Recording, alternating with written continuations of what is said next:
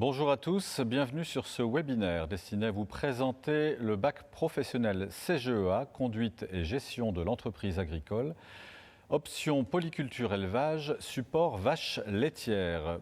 Pour animer ce plateau, j'ai avec moi Pascal Licourt, coordinateur de la filière et enseignant technique, Jérémy Alpuech, également enseignant technique, notamment sur l'agronomie. Nous avons également Dominique Carrette, enseignant technique sur la partie zootechnie. Et nous avons Stéphane Geffroy, directeur du lycée professionnel de l'Institut.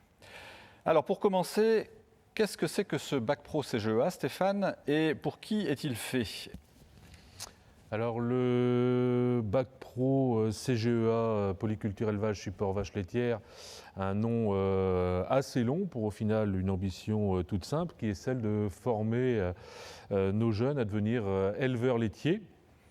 Donc une formation qui peut être suivie pour tous les élèves issus d'une troisième générale ou issus d'une troisième prépa professionnelle ou encore issus de nos propres formations de troisième de l'enseignement agricole qui préparent parfaitement.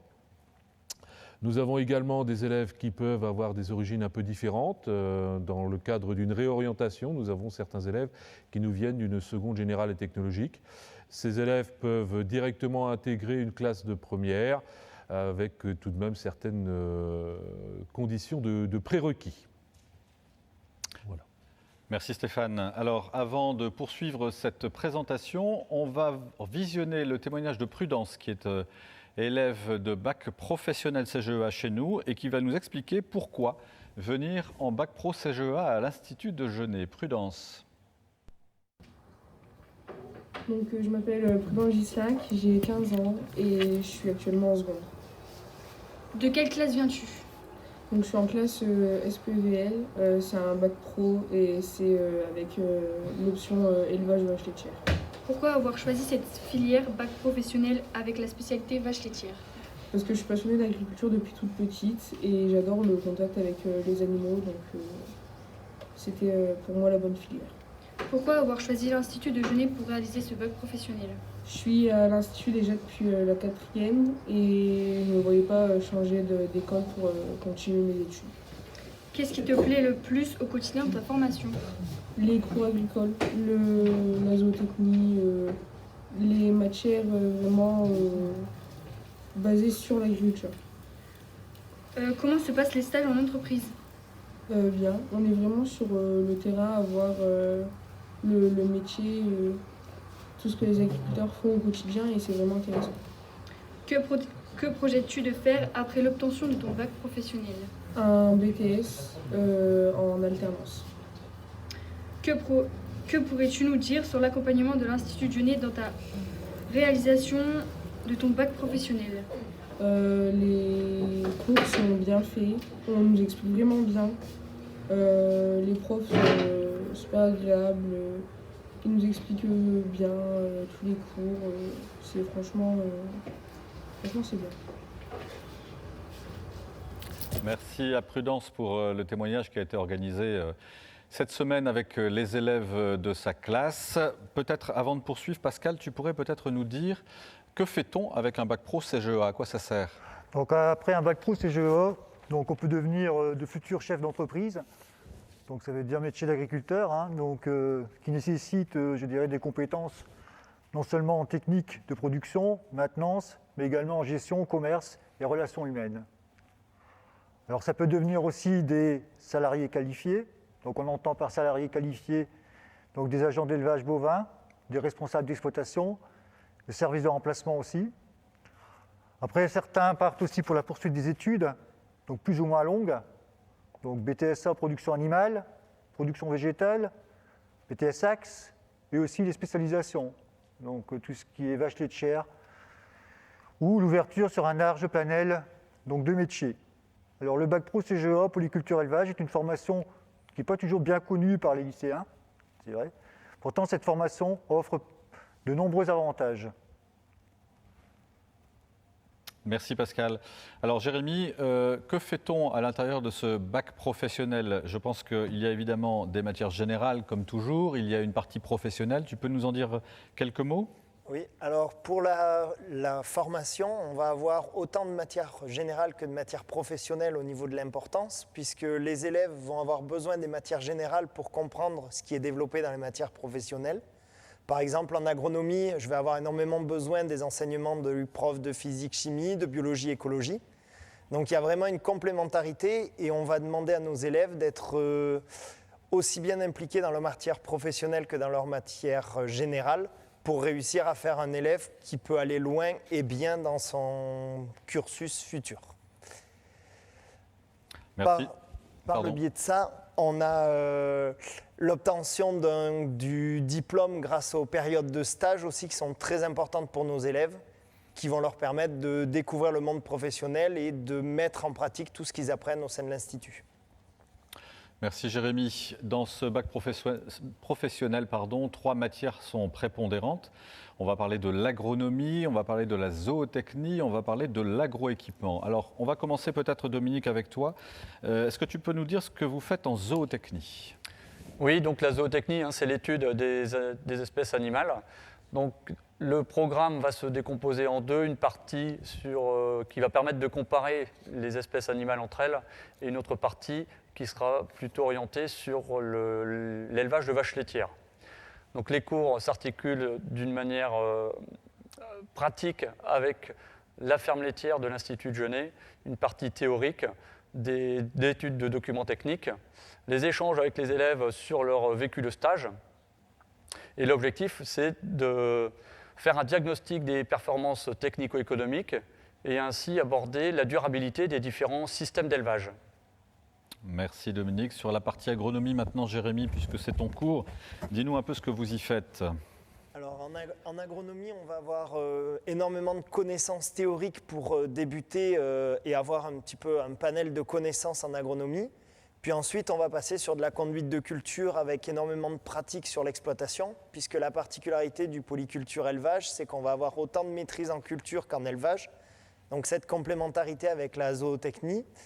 Et donc on va aller sur de la mise en pratique en parcelle et des visites d'exploitation qui peuvent permettre d'aller plus loin, de voir d'autres systèmes et vraiment ouvrir le plus possible le champ de vision des élèves pour qu'ils découvrent un maximum de choses et qu'ils puissent apporter à leur futur métier des évolutions. Alors je crois qu'on a un petit sujet à voir sur la partie agronomie. On va pouvoir le montrer. Peut-être Jérémy, tu peux commenter en même temps ce que l'on va voir. Oui, alors là c'était simplement une petite capture d'un des TP qu'on a fait. Donc par exemple le herçage de prairies, qui est une particularité en polyculture élevage, donc l'entretien des prairies, qui est la ressource prioritaire d'alimentation des animaux. Et donc là on avait fait un TP avec les élèves qui permettait de mettre en pratique. Donc on a préféré mettre un peu en vision ce regard et au plus près de la machine, comme on peut le voir. En effet, merci Jérémy. Alors, troisième discipline prisée de nos élèves, il s'agit de la partie agroéquipement. Pascal, c'est toi qui l'enseignes. Qu'est-ce que tu peux nous en dire ? Alors en agroéquipement, il y a directement un lien, je dirais, entre l'agroéquipement et l'agronomie. Donc j'ai un volume horaire à peu près de 1h30 par semaine. Alors qu'est-ce qu'on apprend au niveau de l'agroéquipement ? On fait pas mal de conduite de tracteurs. Donc on a à disposition donc 2 tracteurs sur l'exploitation. Donc un tracteur pédagogique et un tracteur principalement qui sert pour les travaux. Donc on apprend principalement, donc il y a bien sûr de la connaissance théorique, donc des différentes machines et de leur mise en œuvre. Donc là-dedans on voit tout ce qui est matériel de travail du sol, donc matériel d'entretien des cultures, le matériel de récolte, donc lié bien sûr au support, je dirais, vache laitière. Après, de là aussi, il est indispensable d'analyse et d'études de documents professionnels, donc tout ce qui est maintenance et réglage. Après, je fais aussi intervenir des partenaires extérieurs et on fait pas mal de visites au niveau des salons professionnels et des entreprises. Exemple, le CIMA, qu'on voit tous les 2 ans, le Salon international de la machine agricole. On fait les visites de constructeurs de tracteurs agricoles aussi, par exemple chez Massey Ferguson. Et donc on avait l'occasion l'an dernier aussi d'aller chez New Holland pour la construction qui concerne donc les moissonneuses-batteuses. Merci Pascal. Nous avons donc fait le tour des 3 disciplines principales. Stéphane, pour enseigner en lycée professionnel, les enseignants ont un outil à leur disposition et tous les élèves ont le même outil. Il s'agit de l'iPad. Peux-tu nous dire un petit peu pourquoi ? Alors effectivement, ça a été un choix d'établissement que d'équiper enseignants et élèves de cet outil. Alors un outil qui, notamment concernant cette filière, est un réel atout puisqu'il permet très rapidement d'aller rechercher une information. Il permet pour les enseignants d'illustrer des parties de cours, notamment on parlait tout à l'heure des agroéquipements ou des techniques utilisées en agronomie. Eh bien, on retrouve très facilement des bases de données qui nous permettent d'illustrer le cours et de le rendre bien plus vivant. Ça a été aussi le moyen de développer des pédagogies nouvelles qui satisfont mieux aux attentes du public que nous avons dans ces formations du bac professionnel. Et on peut considérer que voilà, l'existence de ces tablettes pour tous les élèves est aujourd'hui un réel atout. Et on mesure davantage encore notre chance au travers des temps d'alternance d'enseignement, moitié en distanciel, moitié en présentiel. Les élèves bénéficient d'un outil qui leur facilite les choses. Au-delà de cette facilitation du quotidien, c'est aussi un outil qui demain sera nécessaire à nos futurs producteurs, qu'ils soient dans l'élevage laitier, équin ou dans les grandes cultures. Le numérique fait aujourd'hui partie intégrante aussi des besoins au niveau professionnel et c'est intéressant que nos élèves y soient habitués dès le début de leur formation. Merci Stéphane. Alors dans ce bac professionnel CGEA, les élèves suivent les cours ici à l'Institut de façon numérique, on vient de l'entendre. Ils ont également la pratique professionnelle sur l'exploitation de l'Institut et également sur les lieux de stage qu'ils fréquentent plusieurs semaines au cours de chaque année de formation. Et à côté de ça, il y a aussi ce que l'on appelle les ateliers du jeudi. Pascal, est-ce que tu peux nous expliquer de quoi il s'agit ? Alors, donc, les ateliers du jeudi, ceci concerne tous les élèves, de seconde, première et terminale.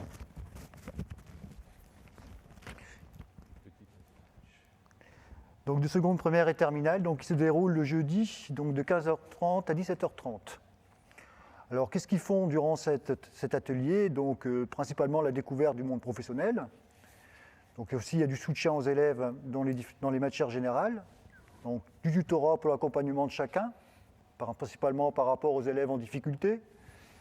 Préparation pour la poursuite des études, donc en anglais et en mathématiques. Accompagnement sur la recherche de stage, donc emploi, CV et lettres de motivation. Accompagnement aussi de travail de groupe en autonomie, on essaye de les faire travailler donc, en autonomie, principalement par rapport à la rédaction du rapport pour l'épreuve E6, et par rapport aussi aux 4 fiches d'épreuves terminales en E5.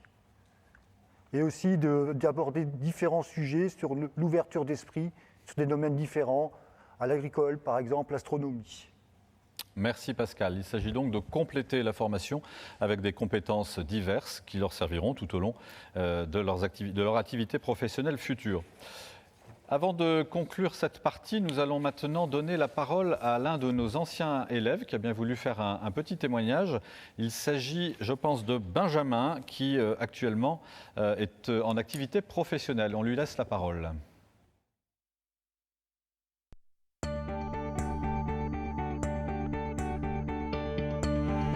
Bonjour, je m'appelle Quentin Mardet. J'ai réalisé mon bac CGEA option vache laitière à l'Institut de Genève de 2015 à 2018. Ensuite, j'ai réalisé mon BTS, toujours à l'Institut de Genève. Donc pour le BTS, j'ai choisi un BTS production végétale. Donc pourquoi avoir fait un bac production animale et ensuite faire un BTS production végétale? C'est surtout pour être plus complet possible pour reprendre la ferme familiale dans 10 ou 15 ans.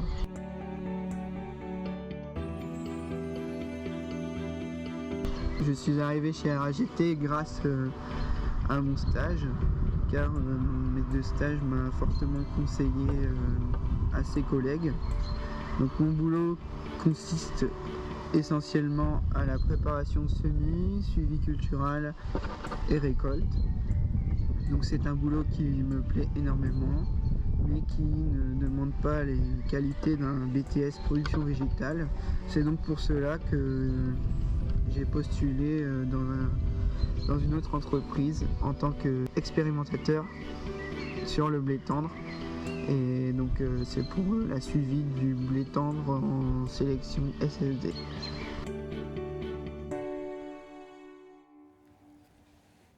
Donc venez à Genêt, vous allez voir, on va vous apprendre énormément de choses et vous allez être très épanoui dans votre vie.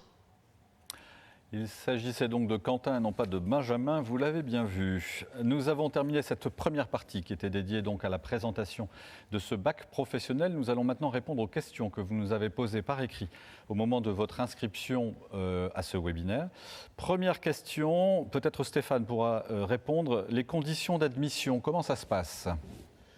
Alors, on l'a dit tout à l'heure, l'admission se fait donc après des classes de 3e généralement. Pour pouvoir intégrer l'Institut, il y aura dans un premier temps un rendez-vous téléphonique, puisqu'on est un petit peu contraint et qu'on n'a pas la possibilité actuellement d'un rendez-vous en présentiel, qui me permettra de reprendre les différents points clés de la formation avec vous. Ensuite, nous allons vous proposer de réaliser un stage déjà dans une entreprise. Donc ce stage a vocation dans un premier temps à vérifier que le futur candidat, le futur élève a bien fait le choix de la bonne option, qu'il ne sera pas surpris des enseignements qu'il recevra au cours de sa formation. Ça lui permet également de prendre contact déjà avec une entreprise qui pourra devenir son entreprise support des séquences de formation en milieu professionnel, autrement dit les stages sur les 3 années de formation, puisqu'il y a 20 semaines de stage à réaliser sur les 3 ans de formation. Donc ce premier contact permet bien souvent de déboucher sur un accord de stage par la suite. Dès cette année, donc, le futur maître de stage émettra un avis quant à la motivation du candidat, nous fera un retour et au regard des résultats scolaires, de la motivation exprimée au travers de ce premier stage, eh bien, c'est tout naturellement que nous vous accueillerons au sein de l'Institut. Merci Stéphane. Une autre question concerne le public que nous accueillons. Qui parmi vous pourrait répondre à cette question ? Si nous ne sommes pas du milieu agricole, est-ce compliqué de suivre cette formation ? Qui veut bien répondre ? Jérémy. Alors, je dirais que ce n'est pas forcément plus compliqué, puisqu'en général, en n'étant pas du milieu, vous découvrez tout, donc vous mettez encore plus d'entrain dans votre formation, et donc vous en sortez peut-être même mieux que ceux qui sont du milieu. Donc on ouvre les portes à tous les publics et tout le monde est les bienvenus dans la formation. Très bien, merci. Alors j'ai plusieurs questions qui concernent les stages. Est-ce que les jeunes sont accompagnés pour trouver une entreprise pour faire le stage ? Pascal ? Alors, quand les jeunes ils arrivent, je dirais, à l'Institut, généralement on les laisse quand même chercher en autonomie, donc par eux-mêmes. Et de là après, si bien sûr ils ne trouvent pas, donc on va les conseiller puis les aider à trouver un maître de stage. D'accord. Voilà. Est-ce qu'on peut faire le stage sur l'entreprise familiale ? Est-ce qu'il y a une distance minimum ou maximum pour les lieux de stage ? Est-ce qu'on peut changer de région ? Donc il n'y a pas de distance, je dirais, vraiment par rapport au lieu de stage. Par contre, il est pratiquement interdit, je dirais, de le faire chez les parents, quoi. Chez les parents. Voilà. Donc après, il n'y a pas vraiment de distance, je dirais. Donc s'il y a d'autres régions, ils peuvent aller dans d'autres régions et voir un autre type d'agriculture, quoi. D'accord. L'objectif, c'est de ne pas rester dans le milieu familial pour voir autre chose. C'est bien ça, hein ? D'accord. Est-ce qu'il est possible de faire des stages à l'étranger ? Qui peut répondre à cette question ? Je veux bien répondre. Donc on a des jeunes qui sont partis, je dirais, à l'étranger, donc en Angleterre, en Irlande, donc il y a 2 ans, et tout s'était bien passé, quoi. D'accord, très bien. J'ai encore quelques questions qui concernent cette fois plutôt la partie vie scolaire. Est-il possible d'être interne, garçon, fille, et quels sont les horaires de l'établissement ? Cette partie-là, on ne répondra pas dans ce webinaire. Par contre, nous vous invitons à visionner un autre webinaire qui concernera la vie scolaire et l'internat, et vous aurez à l'intérieur l'ensemble des informations concernant l'internat et l'hébergement au lycée. J'en ai terminé pour cette partie. Je vous remercie, messieurs, pour cette présentation. Vous pouvez trouver tous les renseignements concernant notre Bac Pro CGEA sur le site internet de l'Institut, institutdegenêt.fr, ainsi que sur l'ensemble des supports pédagogiques de l'Institut qui seront disponibles sur notre chaîne YouTube. Bonne journée à tous. Merci.